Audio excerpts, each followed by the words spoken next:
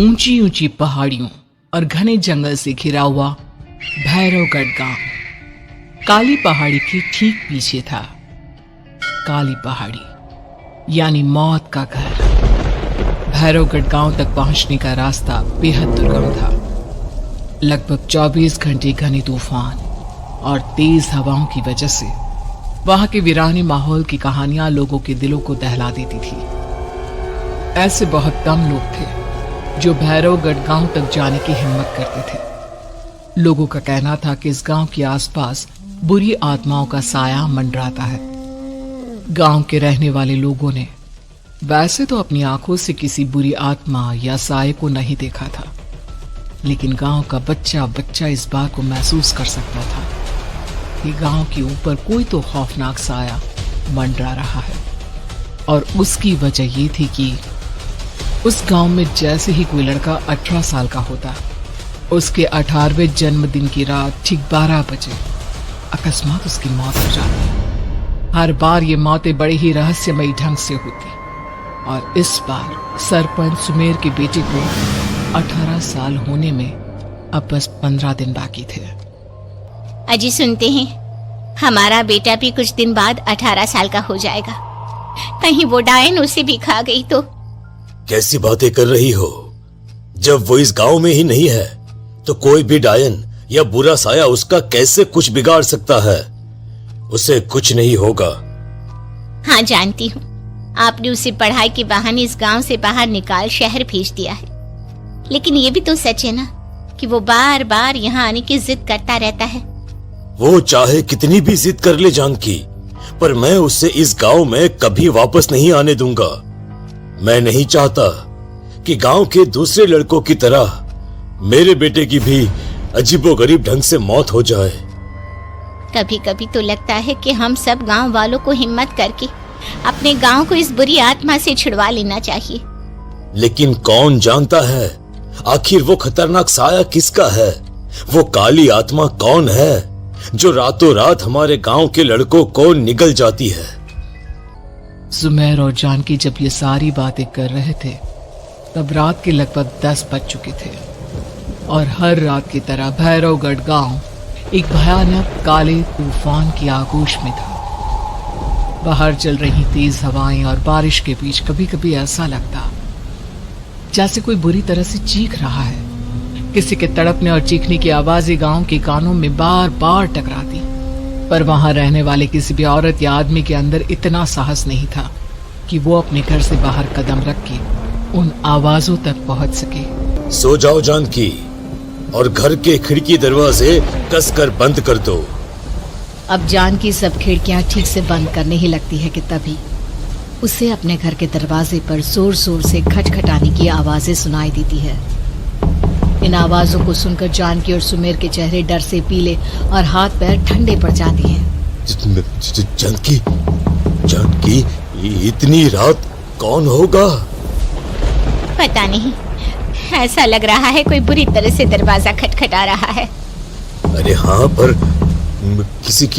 किसी की आवाज भी तो नहीं आ रही। क्या करूं? दरवाजा खोल लूं या नहीं?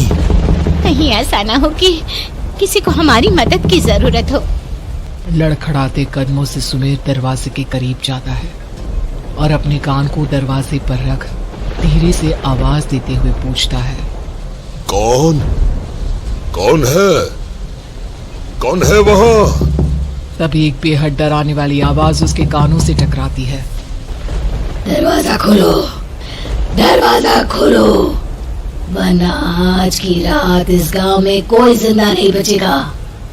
मैं जानती हूँ तुम्हारा बेटा 18 साल का होने वाला है। अगर उसकी जान की जरा भी परवाह है तो दरवाजा खोल दो। इस आवाज को सुनते ही सुमेर घबरा कर पीछे हट जाता है और जानकी को पूरी बात बताता है।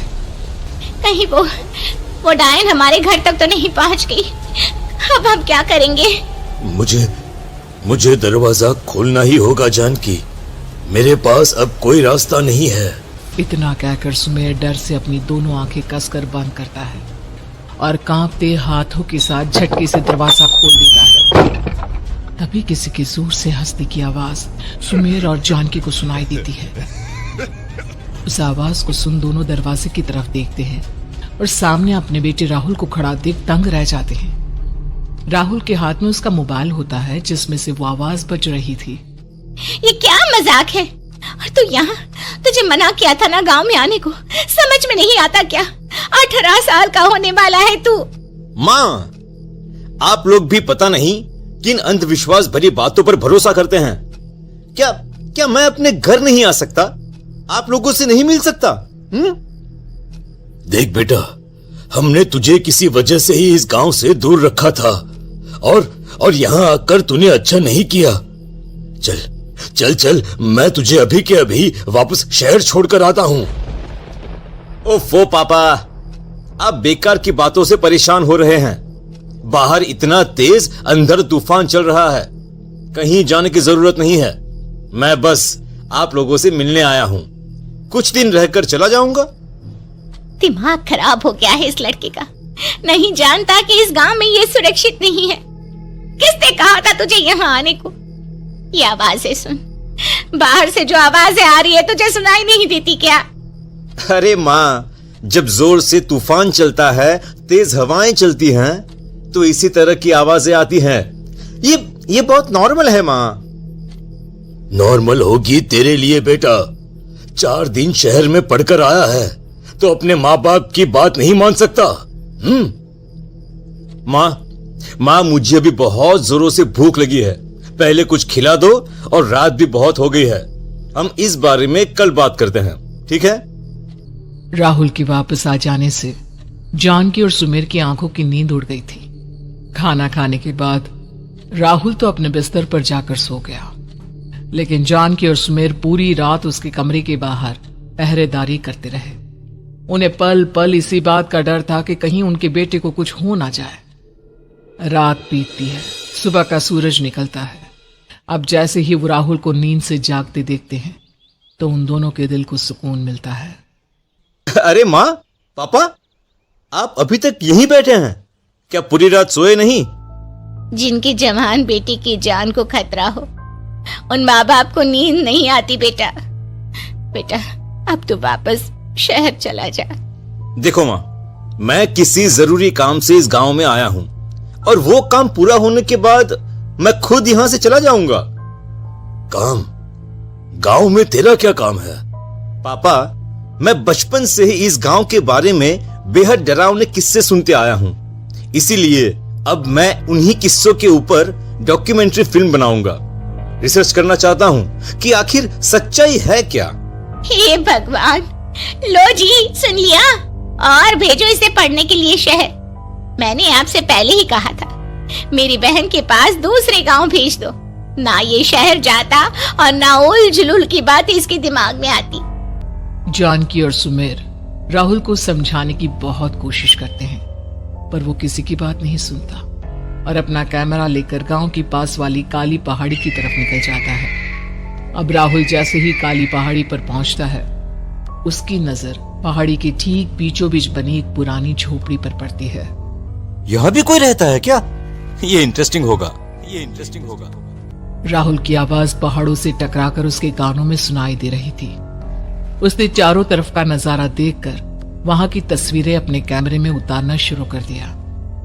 तभी अचानक राहुल ने अपने कैमरे में खींची हुई तस्वीर को जूम करके देखा, और उसमें उसे जो नजर आया वो देखकर राहुल के होश उड़ गए। क्या सचमुच उस गांव के ऊपर किसी बुरी आत्मा का साया था? क्या राहुल की जान बच पाएगी? क्या देखा था राहुल ने उस फोटो में जिसे देखकर वो दंग रह गया? इन सवालों के जवाब जानने के लिए देखिए इस कहानी का अगला भाग।